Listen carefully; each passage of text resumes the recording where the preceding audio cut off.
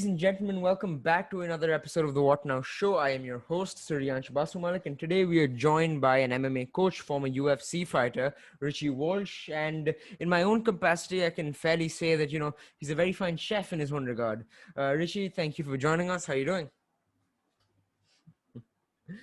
I'm good. Yeah, it's good to be here. I'm just finishing up my last couple of days in quarantine back in China. But Yeah. I'm happy to be on the show. Thanks for having me. Yeah, the pleasure to have you, Richy. So let's get into how you got to becoming a MMA coach and went and started working at the Performance Institute in the first place. How'd you have that transition between, I'm done as a fighter and now I'm going to go and delve into coaching and then slowly transitioning into the UFC PI? Yeah, I guess getting into coaching is one of those kind of natural relationships as you kind of have with being an athlete in itself. You know, you're always on the mats, you're getting coached by some of the best coaches. And I think it's a natural progression to kind of get into coaching either earlier or later, and I'd always been involved in coaching ever since I was about 18 years old, whether it be in the fitness industry itself or, later on with jiu-jitsu and boxing and kind of, dip my feet into coaching in all areas. And I guess because I didn't come from a singular background of, one martial art, be it wrestling or boxing, I learned them all, in a similar time frame. I felt like I was pretty well versed in each of those areas, and starting martial arts a bit later in life, I felt like, I had to learn how to learn again, and part of that is, becoming a coach, I think makes you a better student. So originally coaching was to help myself as a martial artist, and then it obviously developed into a passion. And then that kind of segued, after I started to kind of burn the midnight oil, so to speak, with my career and start to feel fatigued and mentally a bit over it. I think the draw of being a coach, or the allure, was something that was definitely I'd always wanted to do, but I didn't have the capacity to do it when I was being selfish and thinking about my training myself. So naturally I got into coaching after my career. Once I decided that, my head wasn't in the game, so to speak, and the results maybe represented that. And, I coached for a few years before getting the opportunity, obviously, to work at the PI, like you said. Right. So, John, hopping on what you said about your lure for coaching, how when you were coming up as a prospect in the game in the first place, was the main intention always to go into coaching, or did going into fighting was that the plan? Was that plan A and coaching was plan B, or was coaching plan A and fighting plan B? I think making something for myself was plan A. I think when I first started watching the UFC as like a 15, 16-year-old, I was like, oh, this is just fascinating. And there was something, I'm sure it's the same. You're a fan. When you watch the fighting, when you first saw it, you're like, this makes me tick, and you know what that feeling is. And for me, I wanted to take it one step further. I was already into physical sports like rugby and in Australia. And I went, like, I'm just not getting the ball sports this well. I can do it, but I'm just not into it. It's like maybe cricket in India or Australia, it's quite popular, but this is not for me. I saw the UFC and MMA and I went, this is it. This is my ticket. And something about it made me tick. It got me fired up, and it got me into ultimately training, and then the slow transition into wanting to be in the UFC. I think when I first saw The Ultimate Fighter, I was like, that is what I want to be on. And to be totally honest, I don't think I ever wanted to be the UFC champ. I just wanted to be in the UFC. I just wanted to be an MMA fighter and be like, I'm a legitimate fighter. If you line me up, 1,000 people here, I can knock them down, because I just wanted to be good at something. I wanted to I was into the craft. I was into the competition in the gym, and just the small battles personally that you have in the sport, emotional battles, just trying to become a better person, because you spend time going to school and then you go to university and you're just spoon-fed, the whole time. And I guess the biggest lessons I learned in life, a lot of them were from martial arts, whether it be, breaking down social boundaries, coaching, learning philosophies, life philosophies. A lot of it was actually from martial arts. That was my, that was my catalyst for the most personal growth in my experience. And to be honest, I don't think I wanted to be the champion. I just wanted to be there badly. And once I'd kind of struck that box, I was now looking for the next thing, to keep me excited. And yeah, I've always been drawn to coaching, and you know, I do enjoy the social aspect of coaching, and I do enjoy, you know, helping people out, and obviously I get something out of that relationship. So it's got to be mutual, right? Yeah, completely so. So, I mean, yeah, to some level, if you have an interest in that aspect of it, or as any aspect of any field of stream that if you go into, it's best to stick with that because yeah, there's that old saying, you've never worked a day in your life if you're in the place that you love. So, when it Mm. comes to, and you mentioned rugby earlier, which really interested me because that's a sport of my interest too. So, do you still follow rugby? Do you still play here and there, or is it something that's just a part of the past? Actually, it's funny you asked. I don't really follow it anymore because rugby union was a sport that I played, and I've kind of been out of rugby union for a while. In terms of, I played a lot in high school, and it was a big family sport. You know, some of my family played professional rugby, and you know, I haven't been in touch with it. You know, I watch the UFC because it's work and because it's my passion. But you know, rugby is such a big sport in Australia, and yeah, I mean, look, I still have a touch point on it. But the thing that I was about to say that was funny, last year I actually played a game of rugby here. You know, a couple of the head coach from the PI, Dean Amersinger, myself, the director there, Joseph. We joined the, you know, Shanghai East versus West, and it was, sorry, not East versus West. That's what we thought it was. It was South versus North, and Northern Hemisphere versus Southern Hemisphere expats in Shanghai. So I'm lucky I didn't break a leg. But I actually played a game of rugby last year, and I mean, look, it's just good fun. It's kind of like wrestling with a ball, you know. It's a bit of a bunch of yahoos having fun, really. Yeah. Yeah, rugby must be And fun. and Australia just beat New Zealand last night in Yeah, the, exactly you what I know, was the gonna last. ask you about it. Yeah, I mean, me And personally. we don't beat New Zealand all the time. We don't. Exactly. But I mean, me personally, if you like look right there, I have a All Blacks jersey sitting right there. So I'm personally a bit Mm, more in favor of the All Blacks. However, it was fun yeah, watching the Wallabies come back with another victory after that domination in the previous game. So, yeah, yeah. Well, I mean, New Zealand is such a powerhouse in rugby, and obviously in you know, you talk to Cam yeah, Rouston, an yeah. old training partner of mine from City Kickboxing, and you know, they're making waves in many sports for a country with 5 million people. I mean, Australia's 25 million people, and we're big into sport, so it's kind of like this battle of the southern hemisphere. But you know, we're all mates. Yeah, it's surprisingly working though because you've got like let's refer to like MMA in one level. You've got so many different promotions coming up in like New Zealand and Australia. You've got champions coming up in the UFC. You've got Alex, for example. You've got Adesanya and so many others who train out of Australia based or New Robert Zealand based Whittaker, gyms. Jimmy Crute, you Yeah, know, Brad Miguel, some great MMA fighters from the southern hemisphere. I mean, India's next. We India's talked about next. this. Yeah, you talking about China first, then India yeah, China. afterwards. Yeah, you're working in the PI over there, right? Yeah, Hmm. yeah. I'll So, be there knocking on the you door. never know.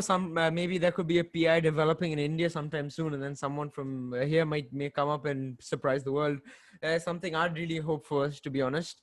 But on another note, because you see, what's really interests me about what's going on down under is that people based out of these gyms, there's this surprising sense of community, right? You've got the coach of Alex Volkanovski, Joe Lopez, who I spoke to recently. He was talking about how his gym at Freestyle MMA, it works very closely with that of again the middleweight champ Adesanya, City Kickboxing. They work Eugene Bamin and Joe Lopez. They work closely together, and as you were talking about, the community. You're all lads over there, so they work together and they develop this surprising amount of as much as people talk about the New Zealand Australia rivalry. You'd be surprised by the people are surprised by the amount of unity among both these groups because uh case in point, Alex Volkanovski, he trains out of Australia with Joe Lopez, and then he goes to City Kickboxing for his camps, and then goes and throws down in the octagon, and he makes these amazing performances.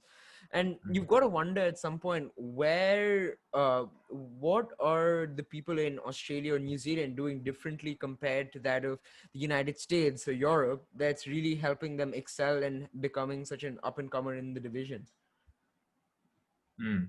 I mean, I've trained in both countries, and from what I can see, well, from my experience, the Australian and New Zealand community they value that sense of, training partners and community, because we know that we don't have 30 or 40 bodies, that are of that standard. So your training partners, you got to keep close, you got to keep your friends close. And, I've seen in gyms where you fought somebody and then you become training partners. And I mean, there was some strong bonds, like I used to train regularly with Daniel Kelly, who coaches Jimmy Crute and Jake Matthews and a lot of Australians down in Melbourne. And we'd all train together. Alex Volkanovski would train with me.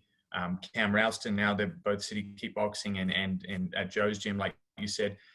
Robert Whitaker used to train with me. So we'd all train together, and we were, Jamie Malaki, who's another UFC fighter you would have seen a few weeks ago. We all train together in Australia. And I think it's an attitude thing. And I can't speak for, other countries in as great detail, but I think Australians and New Zealanders kind of have this attitude of not getting too big for your shoes and not letting your ego kind of get the better of you. And subsequently, that's good for MMA because it's an individual sport where your ego can get, you can get ahead of yourself. But if you're in a team environment and you're also in, a country or a culture where ego is not, you can't just be walking around thinking you're top shit. I think it works together to have a team. And I've seen it, really successfully in Australia. And I'd like to hope that as the second generation of fighters there, that's how I see myself. There was obviously the early MMA guys and myself. Now you got the newer guys, but myself and Daniel and Robert and all these guys, we started training together and bringing everybody to do big camps together. And I think that's part of the breaking down those barriers of you can't train here because you're not part of my team and you're not this jiu-jitsu team and that. And I think that's to the detriment of the improvement of people. And that's why I love what we're doing at the PI is bringing in the best guys from all the gyms in China and trying to bring the talent up by using what's there to work with each other and not fight each other internally and hide techniques and hold techniques from everybody, so this kind of like witchcraft of, I know this secret technique is slowly fading and now we realize we've got to work together to be stronger as a community or a country. Yeah, speaking of secret techniques, it only reminded me of this one method that was coming up quite a bit in city kickboxing. There was I think the spider method, where they train for these intense situations. It was a rather interesting. I was talking to Cam about it recently. It's a rather interesting process because you wear the entire guy out and have him work the bare fundamentals of mixed martial arts and help him, and he has to figure out a way to recover from that. It's a rather interesting way of going about training, to be, in my opinion. But then I find it to be a rather intense method. So to some level, I think I want to ask you. So when it comes to intense training, right? Where do you draw the line between, okay, right now is when I would make my fighter go through an intense workout, and this is when I let him go a bit easy and allow for more longevity for later days, so you can keep consistency on. Yeah, so how would you draw that little parallel? Well, I think there's people who are probably better versed to speak on this than myself in terms of periodizing the fight schedule. But I think a big mistake that a lot of fighters do, and this is it's generally because they want to be better, right, is their training camps are too long. So I think there's a consideration around length of your training camp, and I think that you should only be in that intensive phase for no longer than, let's say, 6 weeks if you're already fit. If you're not fit coming into the fight camp, obviously it needs to be a longer off camp phase of you getting fit. But I think the fight camp is one thing that shouldn't be longer than 6 weeks. Obviously you need to have hard days and easier days, and you need to have hard weeks and easier weeks. So how we would do it at the PI would be, we would go between an orange, or green, orange, and red. There are 3 colors. So a green week, obviously the volume and intensity, the intensity would be slightly lower in some of the live goes. In an orange week, it would be in the middle. In a red week, we would have more intensity and more volume in that week. So it would be like, for example, it would be, could be green, orange, red, and then come back down to green, orange, red. So that way you're constantly doing an undulation and you peak up here for the fight. If you consistently go hard week in, week out, this is what will happen. You will go and you'll have a drop off because you'll get sick, you'll get fatigued, you'll get injured. So you need to have that, we're building up, mini peak, deload. build up, mini peak, deload, and eventually we end up here without an injury, without overtraining. To answer your question about the spider and this kind of session, yeah, we do something similar. You know, like he's talking about like a fight gone wrong or pre-fatiguing before they do a workout, right? We do that in, obviously you want to be fresh for your sparring days, because they're the biggest, I think, instances of injury would probably be in sparring when you're going as hard as you can. Particularly, you don't want to be injured for those sessions or pre-fatigued, because sparring is where you want to be at your best. So probably after a sparring in the PM of that day, you had sparring in the AM. That is when we would do something like you're talking about, maybe on the air dyne, into technical pads, into wall wrestling, defense, into the ground and pound bag, back to the air dyne, into, you know what I'm saying? So we're mixing up cardio, and we got the heart rate belts on, and we're watching their heart rate, and it's going to be very, very high. Can you hear me? Yeah, I can. Yeah, so that Yeah. reminded me of something that you were really talking about earlier about,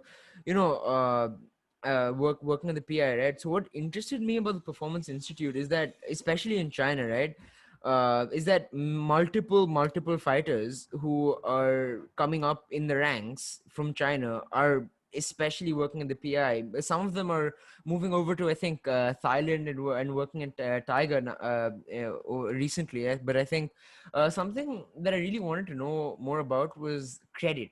To be very frank, is that, do you think that when it comes to the development of a fighter, because most of them train out of their own gyms and then come to the PI to hone up a few areas and get a little bit of advice from the professionals at UFC itself, do you think that you as a coach, or or your entire staff over there, doesn't get enough credit for the amount of work they do with the fighters? Or do you think that there isn't a lot to give credit for, like, because there's a comparative lack in terms of coverage with what's really going on at the PI as compared to that of different gyms in the first place? Yeah, it's a good point. I mean, I guess I have some ownership myself, but like I said before, there's got to be I work with the academy athletes. So, you know, the UFC fighters can come train, they can come use our facility, whether it be for strength and conditioning, physiotherapy, you know, sports science, nutritional advice, etc. Where we differ to the US PI is, in the US, they can use everything that's non-technical. So they bring their fight team to do their technical training. In China, we have the academy athletes, and we have people come and they can do technical training in our class time, as well as the non-technical. So all the kind of other things that come with mixed martial arts. To answer your question, do I feel like we don't get enough credit? I feel like we're on the cusp of really a breakthrough here, pre-COVID. You know, we would, a year in, or just under a year in, we'd amassed a fight record with our academy, myself and Dean and the team at the Shanghai PI, of 36 wins, 3 losses in our pro fights that we'd had for that 9-month period pre-COVID, and we were just about to start the Contender Series. So we'd been doing what I thought was a really good job at taking all this talent from the individual gyms, not taking a cent off their gyms. We're not here to make money off their gyms and take money from their fighters. I'm not here to necessarily walk that fighter to the UFC. Once they sign a UFC contract, I want to hand them back to their original team, their management, all that stuff. They can come to the facility with their team, use it, jump in the sessions, get advice, everything like that. But I want to take these academy athletes who are just sub UFC, bring them all the way up to the Contender or to the UFC, and do my due diligence, do the best job I can at getting them into the UFC, where they're not just going to have 1 or 2 fights and kicked out. I want to get them in there where they're having 2, 3, 4, 5. You know, they're winning fights and they're staying in there. That's our job, right? We're trying to put as many Chinese fighters in the UFC as we can, and the standard kind of represents myself and all the other coaches there. So at the moment, I think we've got enough credit for what we've done. What we really need to do is build some champions here, build some, you know, strong names in the UFC, and start to build up that roster of fighters from China. Then maybe we can get a bit of credit. But I think the ball is rolling, and we're ultimately on the right track, and we're bringing the standard up here. I mean, before, some of these fighters come from other gyms, their ground was weak, or their standing was weak, or their MMA was weak. They're putting it together. This, you know, they might have known how to stand and how to wrestle, but they couldn't put it together, and their fight IQ wasn't marrying with the skills. So that's where we want to step in. I mean, I know there's good striking coaches, there's good coaches in individual arts, but the real skill is being able to put it together, letting that fighter express how they want to fight, and guiding them in the right direction.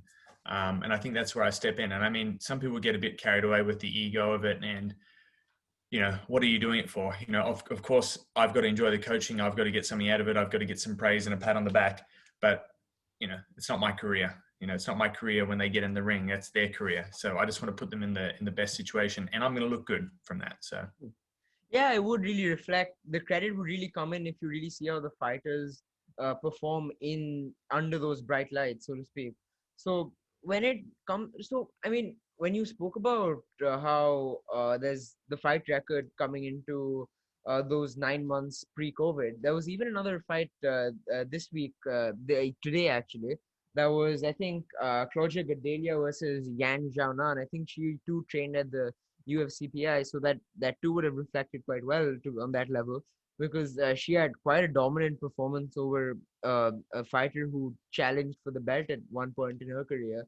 So when it comes to seeing how the Chinese fighters are really performing after being a post PI, it seems rather fruitful from their ventures through the PI, because what they've looked for, they've evidently achieved because they're being successful. And now, case in point, Zhao Nan is now, I think, a top five fighter. So that must reflect really well on you. You got Zhang Weili, who's the champion as well. So it's pretty cool. And on another note, when we're really talking about how you train fighters at the PI, of course, different gyms have different methods of coaching their fighters, right? One gym really focuses on the jiu-jitsu aspect, or one on the boxing or the kickboxing aspect. Now, when a fighter comes into the PI and is saying that, I need help with this, and this, and this, and you would instantly go to say that, if you need help with plan A, I can give you method A, B, and C, right? what ab- do you really, has there ever been a situation where you've had to deal with a fighter or the fighter's coach originally saying that, I don't think what you're doing here is right, and my fighter wouldn't benefit from this, and I think it would be better if you suggested a method that's more along the lines of X, Y, and Z? no, I actually haven't experienced that yet, and I don't know if it's a cultural thing. Even at the end of class, I'm like, please ask some questions. Do you have any questions with the technique? And everybody is dead silent. So maybe it's a little bit different culturally here in terms of asking questions and challenging authority in terms of coaching. So what I can do is that, what we do is we try to individually grade every fighter with a scoring system that we have, like our own kind of combine, like the NFL combine. We have our own combine. When we originally look at them, we're looking at their technical skills. We're scoring them on their anthropomorphic, so their measurements, how long they are, how tall they are, and we're scoring them on their physiological. So, mid-thigh isometric pull, counter movement jumps, various things in the gym floor. So we look at the athlete altogether, and head coach Dean has his assessment where he's looking at, their skills as a martial artist, as a fighter, and he's grading them on his own score sheet to get, where their strengths and weaknesses lie. Okay, whether they're weak physically, whether he deems that they can be a bit stronger, X, Y, Z. So from there we can start to go, okay, they have their core sessions each week, say the AM sessions, and in the PM sessions we have split sessions where we can say, for example, Richy, myself, is a weak boxer. So then in the afternoon sessions, we can bucket him with people that we need to work on their striking, or you can put him into the people that need to work on their cage wrestling, and we have split rotational sessions with individual coaches. So that way they can get their core sessions in the morning with the team, and then get their top-up sessions of areas that they need to focus on more. And depending if you're off camp or you in-fight camp will depend on what you work, because philosophically speaking, off camp is a chance to work on your weaknesses.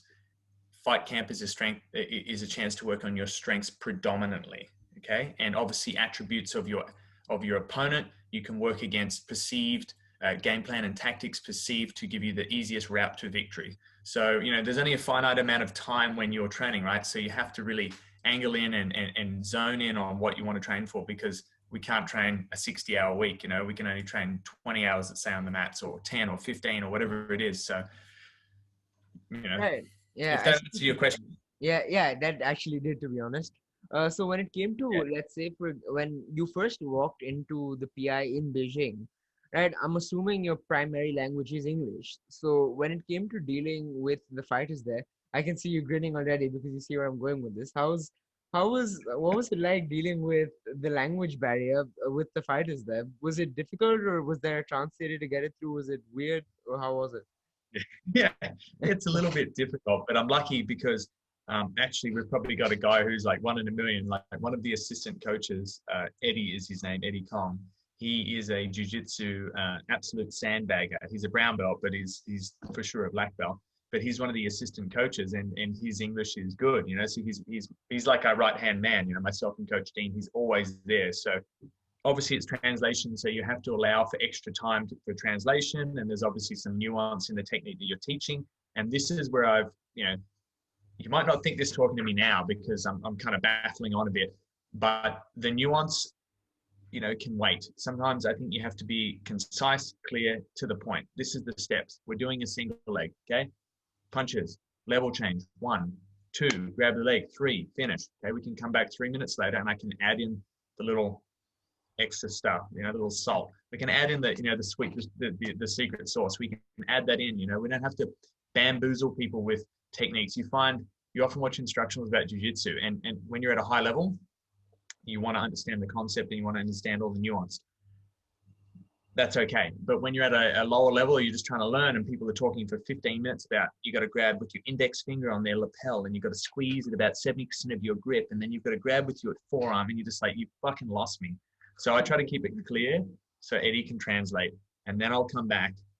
We'll reconvene with the team. I'll give them an extra point. Then I'll give them something to link that to where it would be in a fight scenario, and how we can apply that in the concept and where it is. And if there's any questions, please, like some feedback. We always go live from positions that we learn during the week. We work in cycles. For example, we might be on each week, it might be double leg thing for resting this week. The next week, single leg. The next week, body lock. And then we'll come back, double leg, body lock, single leg. So we have themes that run through it. We periodize the training. We don't try and burn our athletes out. We try to use science to monitor their training, how tired they are, how rested they are. Obviously, the main things that are important are sleep, hydration, doing the right things, ticking the big, you know, the big ticket items. You know, everyone gets carried away with little things. You know. Well, that's a lot of what I wanted to know about, you and at the PI, you at the PI, right? Now, I want to go a bit further into your career as a mixed martial artist, right? You even spoke about, community and how back in between New Zealand and Australia, there's a huge sense of community. So, and you even spoke about how you trained with Robert Whittaker. So I'm assuming you already know where I'm going with this. You fought with him. You had a fight with him at cage fighting quite a few years ago, which I think all the way back in 2009, if my memory serves me right. Yeah. Back yeah. So how what was it like having to fight a guy publicly who you do train with in the gym? Yeah. Well, I mean, at the time we had trained, maybe no, we hadn't trained together, but his coach at the time used to coach me on and off. I'd go to the gym for sparring and other things. So I didn't really know who Robert Whittaker was at the time, but I'd had 2 fights and I was 2-0. Maybe it was his pro debut. So I just thought, like, I'll take this fight on 2 weeks. Like, I'm going to smash whoever they put in front of me. I'm 20 years old. He might have been 18 or 19 or 18 and I was 20. I just thought that I'd beat him up. I was just really confident. In a weird way, I was overconfident, but I was less confident. If you know what I'm saying. When you're just a young guy, you just maybe you don't put as much of the right thought into something, whereas you're worried about the whole. I don't know. But yeah, I think with that fight, we were just 2 young guys. We weren't really as experienced as we ended up being, obviously. And I didn't know it was going to be Robert Whittaker, the future middleweight champion of the world, right? And nor did he know that I was going to fight in the UFC as well. So the fight was like, I think I took him down 12 times, but I didn't really have the answers to beat a guy like that. He just kept getting out and getting up. And then I got so exhausted that I ended up getting caught in a rear naked choke. But looking back on it, I can be like, oh, I lost to Robert Whittaker. I didn't, no, but at the time I was just distraught. I was like, oh man, I'm gonna quit fighting. Like this is really irked me. And you know, I had to sit on it for, I think after that fight, I went to the US. I was at university over in Georgia. And, you know, I took a while off MMA before I stepped back in the cage, you know, like I didn't like losing, you know, and I did not like losing at 20 years old, you know, and then I was busy going out, drinking, partying and, you know, living my best life. And then for me, coming back and making the UFC and now coaching, it's like, you know, it's all worked out, you know. So then when when you transition from different promotions and you transformed as a fighter and really moved to the United States of America, what was that transition like, and what was it like getting that phone call from the UFC to get into tough, dealing with the whole process in tough at the house, and then moving forward into your first pro fight in the UFC? Yeah, man. I just saw something pop up. It was like, it might have been like, what is it, like 7 years ago now? Like Yeah, I yeah, just yeah. saw something pop up over in the Ultimate Fighter House. Like it feels like yesterday, but also 20 years ago. It's this very unusual feeling. And I mean, when I got the call, I mean, it was just something at the time that I wanted to do. You know, this is like, I felt like this is part of my destiny. You got to understand, I've been at parties since I was, you know, like parties, social events, everything since I was at, you know, left high school, telling people I was going to be in the UFC. I was either going to be the biggest bullshit artist or I was going to follow through and I was going to do it, you know? So for me, getting in the UFC, it was massive, a massive achievement. And, you know, I wasn't ready to just, you know, rest on my laurels and be like, oh, I made the UFC. That's all I wanted to do. But for me personally, it wasn't for anybody else. It was for like all the people out there that, you know, wanted me to do this or didn't want me to do this or didn't think I could make it. It wasn't so much about that. It was about myself and my own personal challenges, you know. And from the time I got the phone call to in the house, I mean, it was pretty surreal, you know, obviously being there for 7 weeks with no computer, no nothing in a foreign country fighting. It was, yeah, I guess I was never really that comfortable with it. Um, you know, like if you're ever going to feel a little bit homesick, it's that first day when you get to the Ultimate Fighter and you're like, oh shit, I got to fight these guys and I don't know anybody and everybody looks scary. You know, it's very uncomfortable. Um, but it's experiences like that that also make you who you are. You know, and Yeah. have it feels like everything now in my life is not that big of a deal. Like once you've been in the cage and you stare another man in the eyes, or it could be a woman versus woman, whatever it is. But for me, when you stare another person in the eyes and you're shitting bricks, scared, you know, you spent countless weeks with sweaty palms and feet thinking about the fight in bed, shitting your pants, not knowing how to deal with emotions because you're just a little boy in the head. And then you come through this whole experience and you actually feel like a real man and you feel like you can pass that torch on to other people and continue to grow. And nothing seems like as big of a deal after all that. And I feel same thing with my debut. It went well. You know, I won that fight over somebody who was in the Ultimate Fighter, and then the rest is history. Yes, I had, you know, 6 fights in the UFC, 2 in the Ultimate Fighter. Many ups and downs, many close ones, like the one in Japan that was razor thin that I thought I won. You know, but it's just like for me, it's just all a surreal experience. And you know, I've slowed down in the last 2 years almost because I'm coaching, but sometimes I have to think, hey, you know, like this is all just part of the journey, and take a moment to, you know, I mean, maybe taking a moment's the wrong word, but make the most of it, I guess. Make the most of everything while you can because it doesn't last forever. Yeah, I mean, I still remember that fight. I think in Japan, I think against Kichi Kunimoto. I hope I'm not butchering his name, but yeah, it was a pretty close fight. Correct. I didn't know who scored first, so whatever decision, I'd be content with it, to be honest. I remember watching that card. It was, I think, the same card that Hunt viciously knocked out Nelson in Hunt versus Roy Nelson. And coming back to what Absolutely. you That said was about, it. yeah, And must I say, I was warming up back. Like I remember warming up, you know, like I had a terrible weight cut. I was in Japan eating salty food, terrible weight cut. You know, this is before we had people like the UFC PI helping you out. You know, you just had no idea what you're doing. Like, and I saw people, I had an idea back then. Then I saw people who had less of an idea. And this is why we're here. This is the whole mission of the UFC PI in a way, is to bring the standard of the sport up, make people make weight, make people fight well, better fights. It's better for everybody. And, you know, anyway, back to Roy Nelson backstage. He's just there like mullet, sweating. There's like black stuff flying off him. I'm like, he's got chewing tobacco in his mouth or something.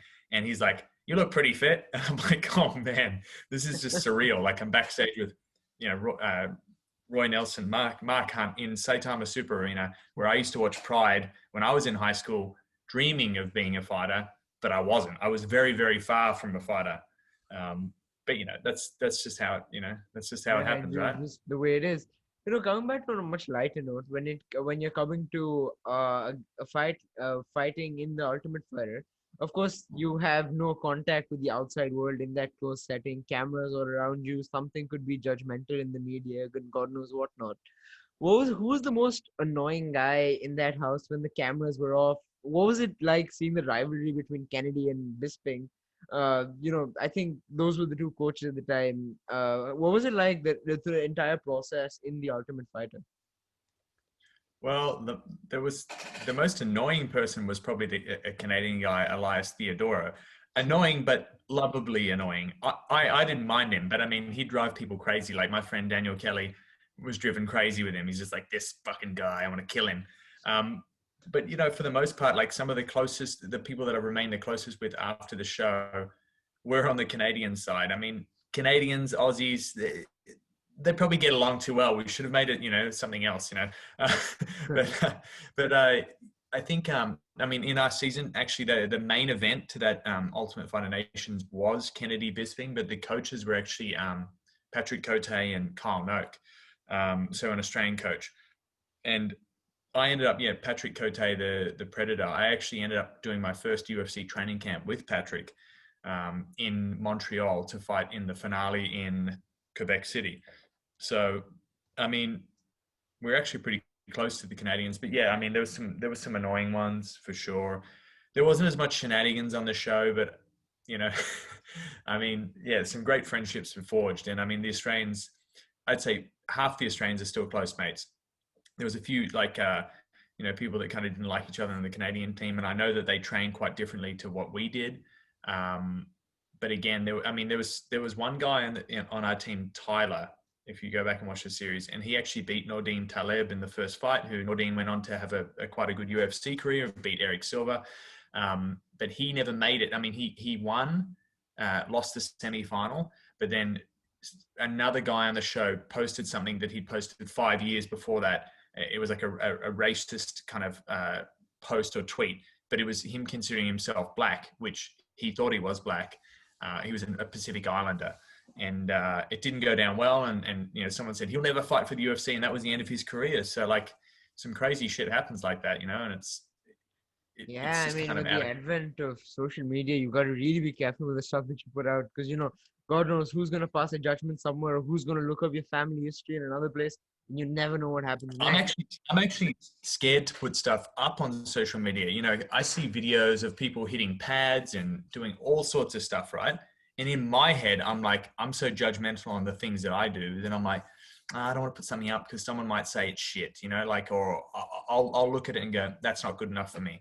So in a world where it's almost okay to be average, it's and put content up for the sake of it, you almost got to refrain. And I feel like that's something I can do more of probably in this next year, is put some more content on social media to show people what we're doing over here with our fighters. So, people like yourself can have a closer insight into what it looks like to be on the mats each day and that kind of thing. So I think there's a lot of value from that. There's also a lot of like, you got to sift through all the crap these days when you're looking at, social media or posts or anything. It's like, what's good, what's bad? How do I know? I mean, obviously you've got a good idea about mixed martial arts and you're calculated at what you're looking at, but the average person doesn't know their ass from their head. So yeah, and I was just about to say head from their toes, but anyhow, when you let's draw back to when you're talking about putting content up on social media and giving people insight into what happens at the PI, it would be rather it would actually be something I personally would say I'd encourage you to do it, because to that level, there's one type of information you get from the social media accounts of the UFC or the PI itself, but it's a whole new story when you see it from the perspective of the coaches or the fighters, because you're really getting an inside look into how they think and how they feel, rather than when the UFC puts cameras right in front of them. So it's Mm. a much more transparent look into what really goes on there.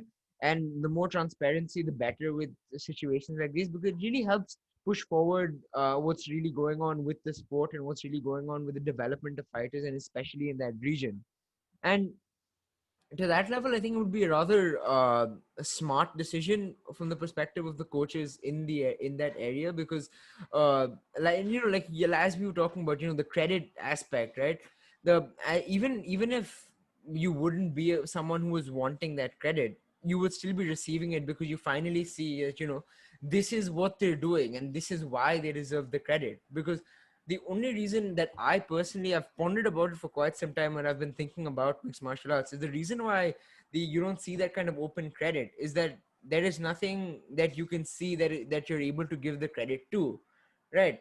So it Mm. would be a pretty interesting outlook to really watch the content that's really coming out of the PI. You only seeing the product of it, but you're not really seeing what goes into making that product. And you Yeah. know, yeah, were you saying something? No, I agree. I agree. And it's like I said before, like there's only so much, there's a lot of good coaches. It's more the formulation of how you kind of um, present what you're trying to show the athletes and what you're trying to do. It's the consistency across the board, right? Everybody, knows what a double leg is. Does everybody know the application of how many reps to do and when to do it in your training camp and when to not do it and etc. So it's what we're trying to do is we're not trying to show them anything that I think they can't have access to anywhere else. It's the fashion in which we're trying to provide all the services, whether they be non-technical, physio, like we said before, sports science, testing them, getting the most out of them as an athlete, nutrition, dietetics, having them in the right weight class, and then also the technical side of it, like you said, improving their weaknesses and working on their strengths. And I think if we can do that across the board, it's the consistency, right? Because what you find in most fight camps or gyms is, they might be technically well versed, but their dietary or their weight class or their sleeping habits or their outside of the gym habits, they don't all match up. So we're trying to do it holistically, where we can get all that in order. They live, close to the premises of the gym. They eat breakfast, lunch, and dinner there. They have all their meals planned out. They have their weight descent planned out. They have, they've got all the resources that you would dream of having as a fighter, and that, myself and probably a lot of people never had, which the roster now has those resources, right? That's why the PI was, first came to fruition in Vegas, and now we have it here, which is a slightly different model. But I mean, as a young fighter coming through the UFC now, and that's why we're seeing the standard of fights improve. We're seeing the standard of, everything auxiliary and the technical standard come up. So it's, I mean, everybody's coming up. Yeah, that's true. And let's I want to shift levels a bit and go back to into another fight that you were in late in your career as a fighter. It was, I think, the fight with, if I hope I'm getting his name right, I think uh Vicardi Andrade, I think his name was. Yeah. So of course that was originally a unanimous decision in his favor, but then that turned into I think a no contest because he tested positive for a PED, right? So what is it? Yeah, What is he tested positive to stanozol, which is Sanzol? Yeah. like a yeah. Yeah, right. So when that fight played out, and of course after a loss, of course there would be those negative emotions, and of course you don't like taking a loss, as you mentioned earlier. No one does, to be honest. And when you got the call afterwards, or found out in the news that this happened, and then it's being turned into a no contest, what was your thought behind it? Were you like still, he still beat me, it doesn't matter, or serves him right, or what was that whole emotion going around that? Yeah, I've always been a really, really tough critic on myself. And I'd felt in moments of that fight, my inexperience in the ring time probably cost me some decisions, like whether it be, I rocked everybody I've pretty much fought, whether it be Alan Joban that I lost to, or Kinshi Kunamoto, or Viscardi Andrade. Like I've rocked everybody I've fought. I knocked them to the ground at some stage or rocked them. And I think the decision-making processes after that and the inexperience is what cost me the fight. So, I never have done a post like, oh, guys, I felt like I got ripped off. I did this. And I've always hated that. I've always owned it, felt shitty, but I never want to make an excuse for losing a fight, like pointing the finger and all that. And, maybe that's to my detriment, but it's just not something that I like. And yeah, I think, look, I had ample opportunities to win that fight. I think I was a better striker, and I didn't adapt in between rounds, whether that was, coaching advice or that was on me. Looking back at it now, I'm like, wow, that's a really easy fight to win for me, I think. But sometimes I think with the adrenaline and the inexperience, it can just, you can kind of just be like a deer in the headlights. And that's kind of how I felt in some of those fights. I was just 100% in the moment fighting. I wasn't necessarily being lucid or cognitively thinking about, what am I doing? And I think that comes down to game planning and this envisioning of how the fight's going to look and the proceedings going to go. And I don't think my brain was developed in that kind of way that I am now. If I could think like I do now as a coach and game plan fights, and I kind of didn't like that uncomfortable feeling of watching the opponent and game planning. And I think the best guys do that because they understand, yes, it's uncomfortable to watch the fights. It's uncomfortable to have a game plan, but to put yourself out there to feel uncomfortable so that you in the fight can win is the right thing to do. And, I would not say I have regrets, but I just say the inexperience of time in the ring is what showed. I didn't think it was an experience in athleticism or anything else. Yeah, but however, what they say that, what doesn't kill you makes you stronger. And to that level, I think if I am no person to judge here, but I think in your capacity as a coach, I think I'm assuming it's those experiences of understanding the lack of ring experience, the implications of it, and what could happen in the ring when you don't have that experience. I think knowing that, how you would feel, understanding that the emotions of the fighter in that situation is what would help you, develop the fighter that you're training, because you would tell them that, this is what you're going to feel.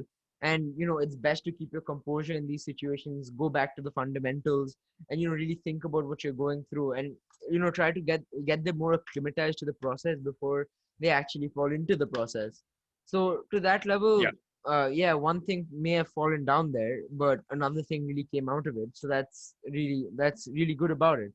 However, I really do want to go into another one of your fights that I saw. It was, I think, against Callan Porter. It was, you had this vicious knee. You struck him with this vicious knee and you took him out cold. I think that was an amazing. That was, and that fight was actually quite unique, interesting, because the way you were, like, you were circling with him, and then how that knee came out of no, you were really mixing up your strikes there.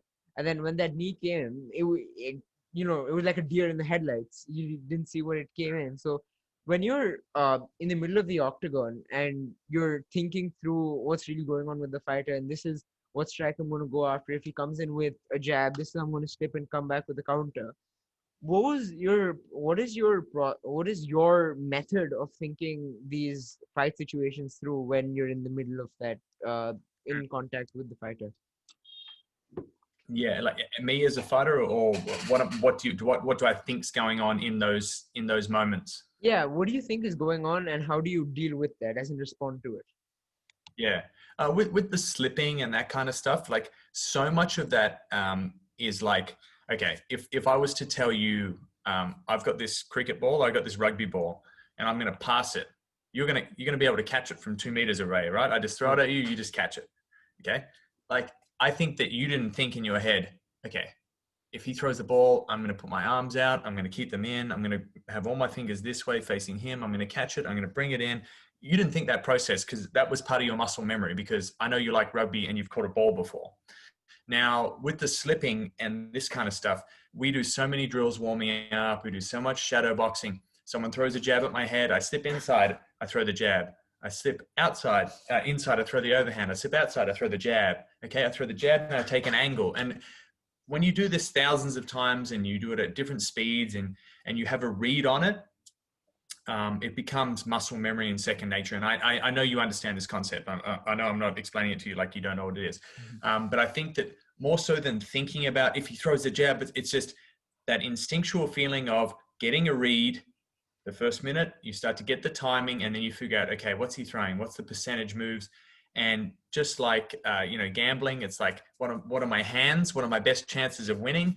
You know the certain set movements that are more likely to happen than the others, and you take your your guess at that, and your guess is usually your instinct and muscle memory, and you hope it goes well. In terms of the Callan Potter with the knee you were talking about against the cage, Yeah. this is where it's important, obviously, to listen to your coach.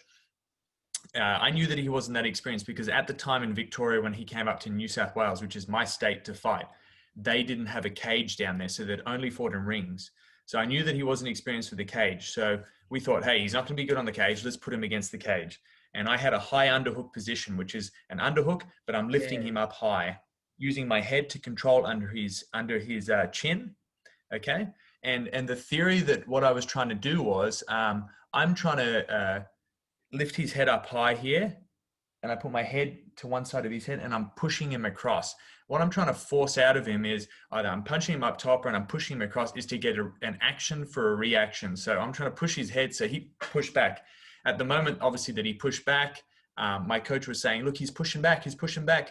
I can take my head out and use his momentum going this way to bring his head onto my knee. Yeah. So what I was trying to do effectively was like, Use an his action weight against reaction. him. And I know it's hard to describe, but that high underhook position with the head scoop is something that I use either for an elbow up top, or if he puts his head down, I step for the knee.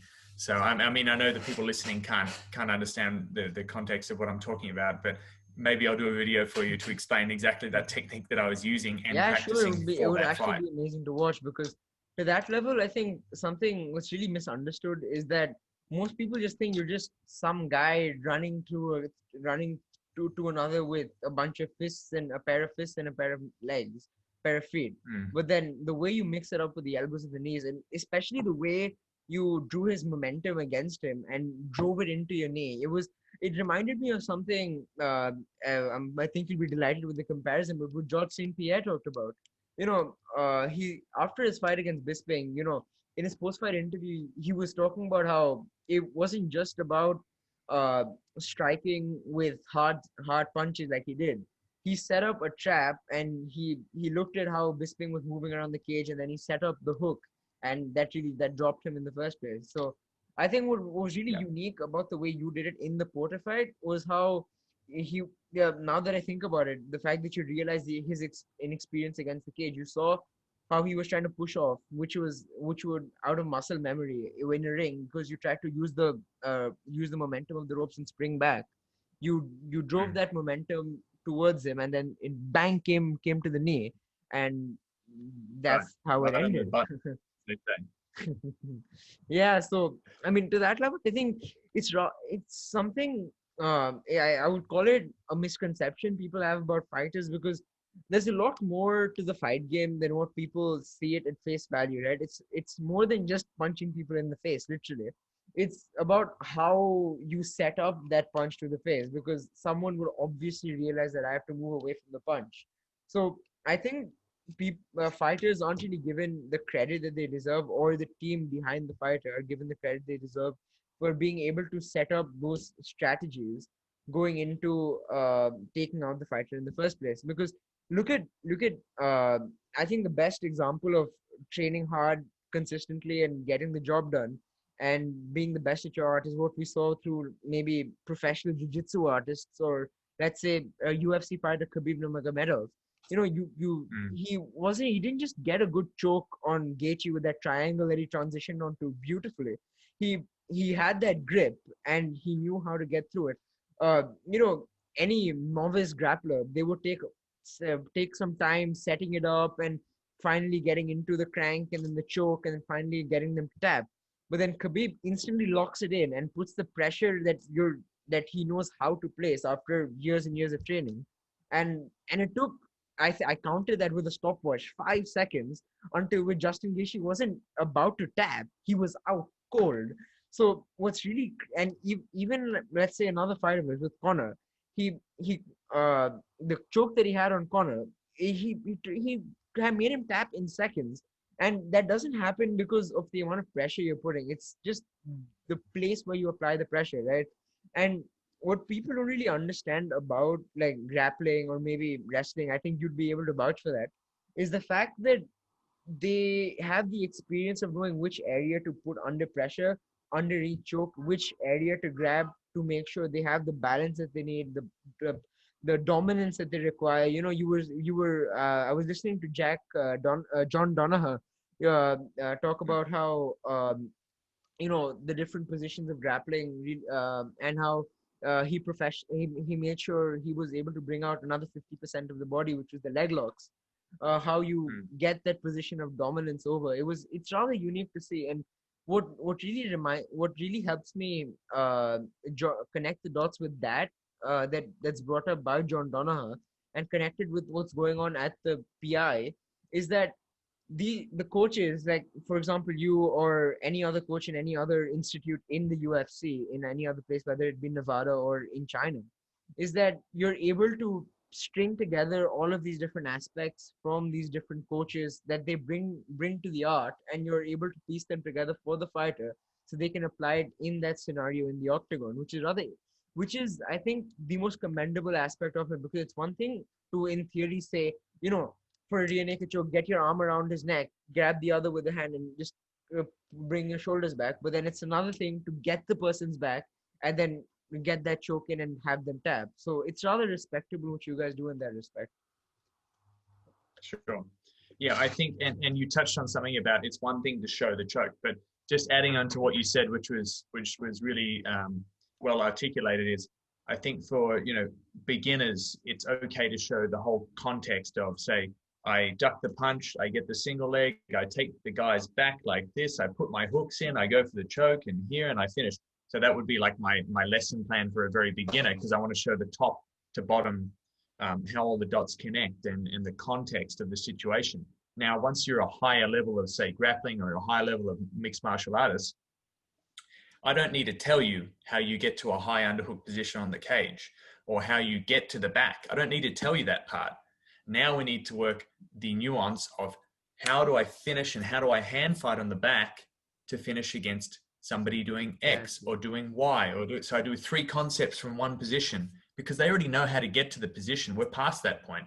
Now it's those little nuance and those little battles. And people like Khabib, I've got to go back and watch all his fights because he only does about 6 takedowns. Let's say he does 3 common, and he does them all the time, the same ones. And he does the same arm trap behind the back. And he does the same rear naked choke across the face to get them to react, to go back to mount, to trap the arm. So he does certain things and he just does them really, really well. When he was winning Combat Sambo, he had the arm lock and the triangle combination. And you saw him use it against Justin Gaethje. It's his favorite submission. So, I mean, he's just so good at doing what he can do. And it's fascinating to watch because in the last fight, he's got a good chin, he's got good fitness, he's got phenomenal wrestling, obviously some of the best in the UFC. And he gets the respect from a lot of people, either within the first minute or within the first round. And Justin Gaethje did a really good job for a little while, but you could see that it became very exhausting, the up and down, up and down, up and down. Yeah. And he's just making you scared. He's just walking down all your shots and he's just taking shots and he's just level and he's just wrestling the house down. And that's a scary, scary person. I mean, that's why he's been so successful. Was he 29-0, something like that? I Just think phenomenal. what I drew from that was not just how good Khabib is, but how bad technically I felt for Tony Ferguson, because, having to deal with having that fight come up on so many different occasions, getting it stopped for multiple different reasons, some for technical aspects, some for him because of him, some because of Khabib, and then having that amazing fight with Gaethje that turned out poorly for him. And what really fascinates me about Khabib is that when you saw Gaethje beating Ferguson to the jab on every occasion, or maybe one or two occasions, he got caught with an uppercut before he could strike Ferguson with the same one. He got knocked down. Okay, let's put those few ones aside. Let's look at the other minutes of the fight where he was beating Ferguson at what Ferguson did. Ferguson beats the guy to the punch on every occasion, or tries to engage in the unconventional stuff.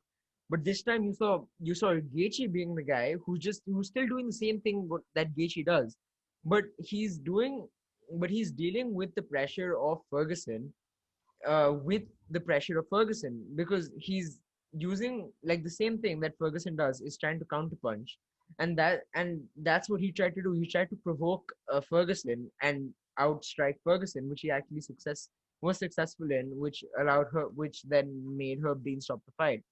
So it was a rather Mm. unique fight. And then right after that, piecing together what I was talking about earlier, is that when he entered the Khabib fight, he was doing the same thing better. He was trying to use what Khabib did against Khabib. Khabib would shoot for the takedown. Instead of actually going into takedown defense, he just moved out of the way, let Khabib move away, end the momentum, and come back to it. And he was also talking about how if he landed a good amount of leg kicks, those leg kicks that you saw at the start of the fight, that was money for Gaethje. And he was getting the job done. But then again, what the critics didn't consider when Gaethje and Khabib brainwashed the media about just the takedowns and the leg kicks was that it takes an amount of cardio to set up those leg kicks. It takes an amount of cardio to set up those takedowns. And the training of Khabib was just so superior in terms of those takedowns than what Gaethje had with those leg kicks. And Khabib did what Khabib did and smashed, as he likes to put it, Yeah. Gaethje. It- And I don't know if there's anybody else who could have shot with that kind of speed from that distance and awkward, shooting one side, switching head, grabbing an ankle, finishing a takedown, and just so relentless on the takedown. There's people who can get takedowns like that, but there's not very few people who have the ground control that Khabib has, as well as the fitness, the ground control, the relentless, like ferocious attack, like the chin, the mental fortitude and capacity, wrestled bears. Like there's lots of um, there's lots of things that kind of come together, right, to make a great fighter. And whether you're a martial artist, a fighter, an athlete, all three of them, two of them, one of them, whatever, the struggles that you've had, the trials, tribulations, all these things, the mental capacity, your ability to adapt under pressure. It's crazy. And I mean, they're out there, right? We've seen some exceptional examples in the UFC in recent years, but none of them really as relentless as Khabib.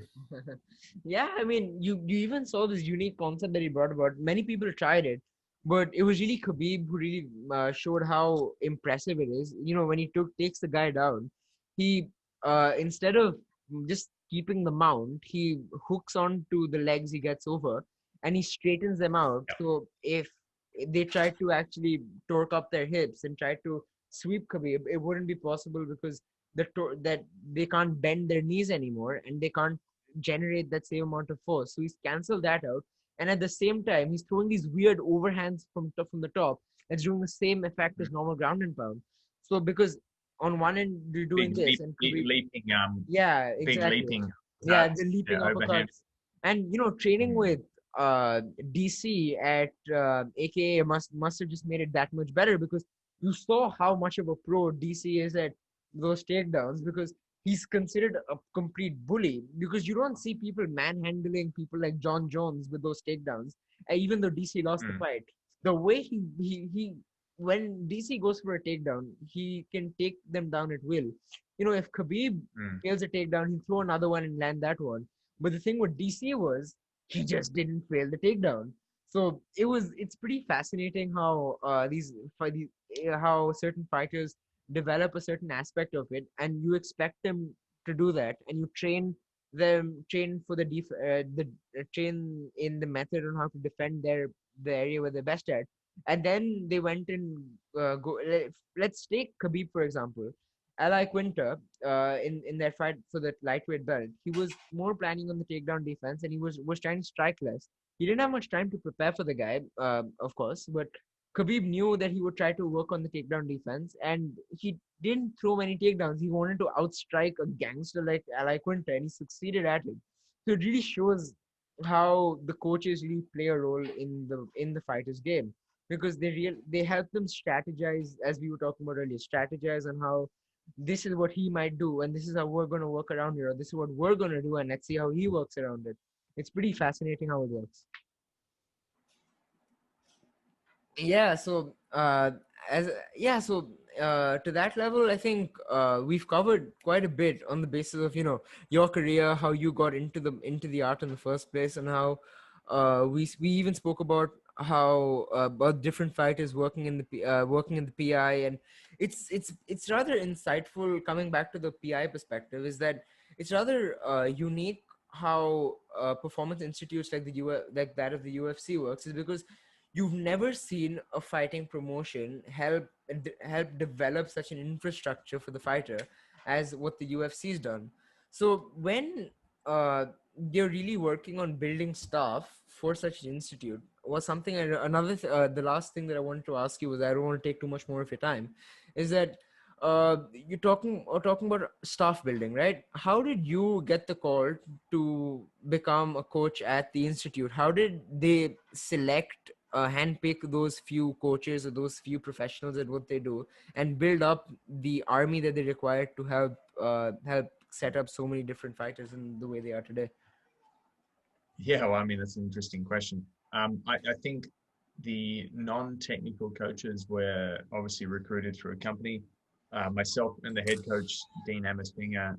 Dean had experience coaching in the Ultimate Fighter, uh, Robert Whittaker's series. He was one of the coaches for the English team, Ross Pearson. He'd also helped Michael Bisping coach on his season of the Ultimate Fighter, and he'd cornered Michael Bisping and been one of his coaches numerous occasions, as well as coaching in professional rugby union as a tackling coach in Japan and the English rugby union team.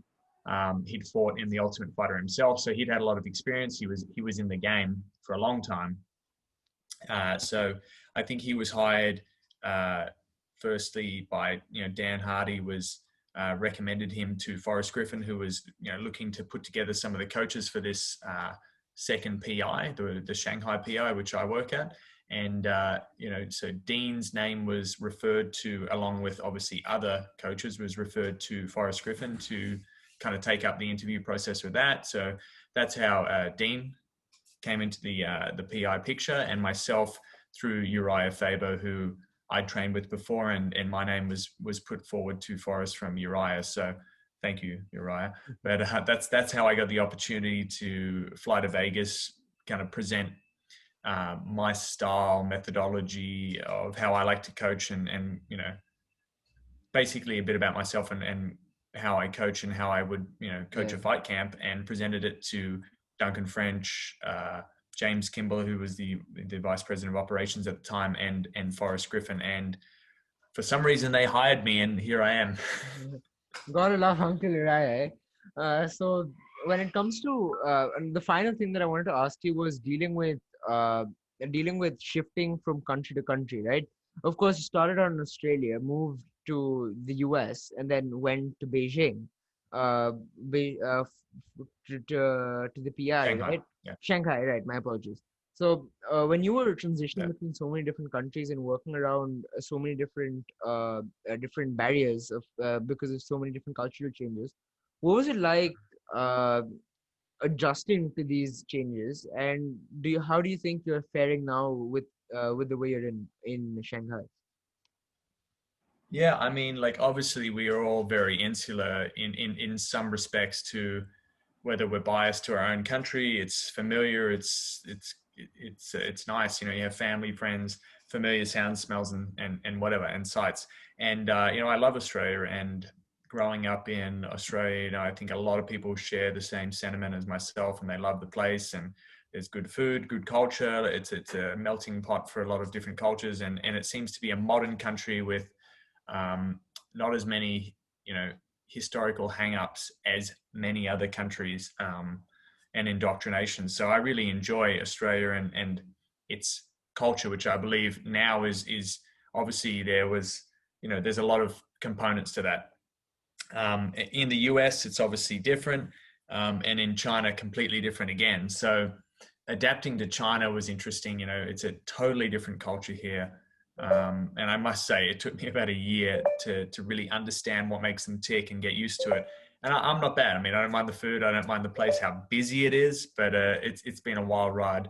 And one thing I can say is, I definitely didn't enjoy Shanghai when I first came, but now I'm enjoying it. And it's just like, I think for anybody out there, any athlete, any person, you've got to go live in a few countries or go to other countries to experience different cultures, not just for a holiday. You actually have to go there, meet people, understand how they tick, whether they be their religion, their culture, their food.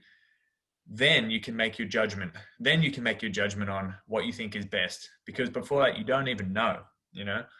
And it's the same can be said about many things. And for me, I know I want to be back in Australia, and I know it's the place I love, and I'd like to raise my children there. But you know, you got to live other places. You got to have struggles. You got to have, like I said, you know, trials, tribulations, learning lessons, experiences, the whole shebang. And Yeah.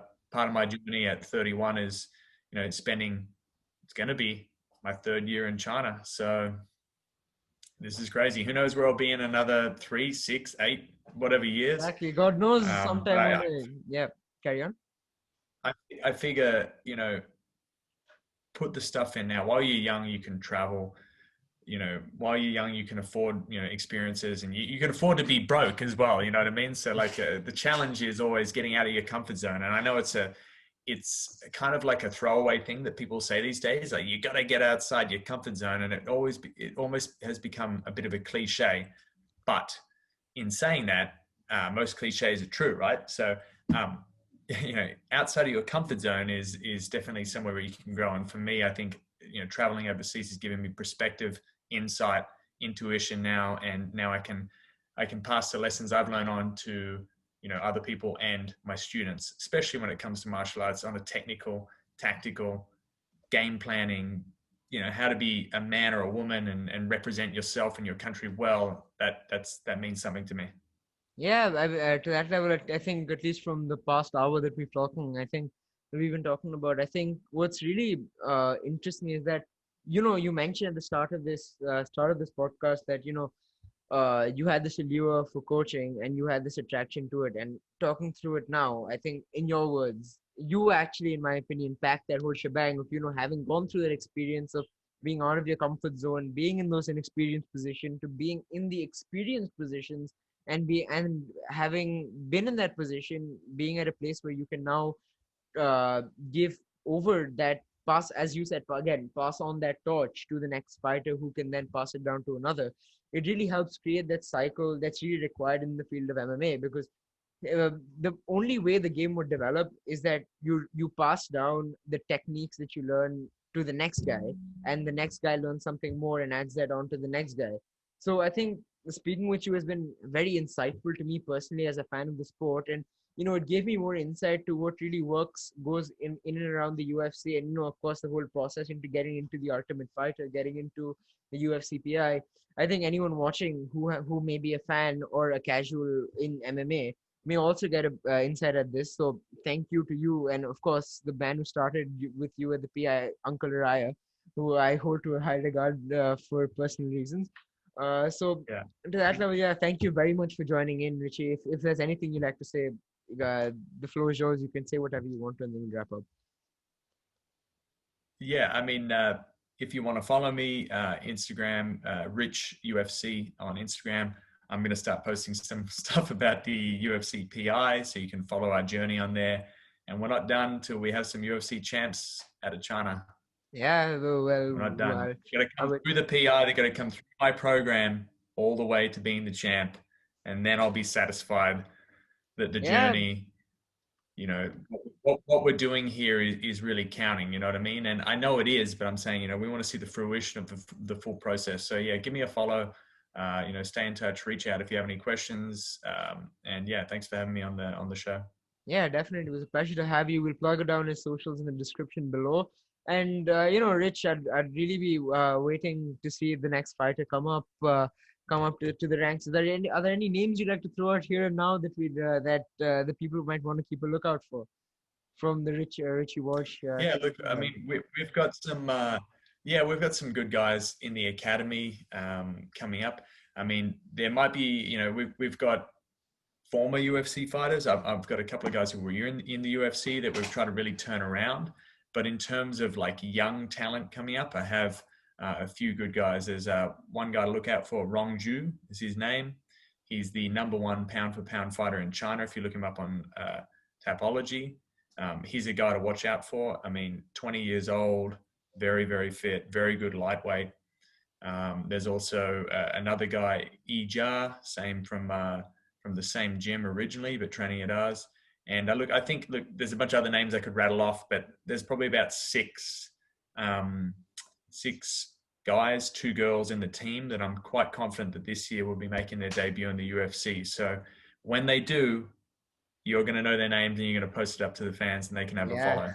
definitely. So I think I've made my prediction here now. This is what we'll keep a lookout for. And I think I personally have been looking for these up and coming prospects. So, I get to say that, haha, I knew them before you did. And then I can finally have my say in say a few years down the line. But anyhow, thank you very much once again for joining in. I hope the fighters you're working with through that program really get up and show that level of achievement that, of course, we all any fighter would want to. So yeah, thank you for joining in, and to the viewers, thank you very much for watching. This has been another episode of the What Now Show. This time with Richy Walsh. Thank you so much for joining in, and as always, that's what that was.